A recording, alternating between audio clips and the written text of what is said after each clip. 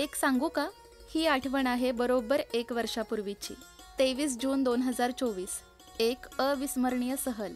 आपल्या श्रुतीच्या क्लासमधल्या मुलांना म्हणजेच आमच्या वानरसेनेला घेऊन आम्ही चाललो होतो एक विलक्षण ठिकाण बघायला, तेही असं मस्त टेम्पोत बसून.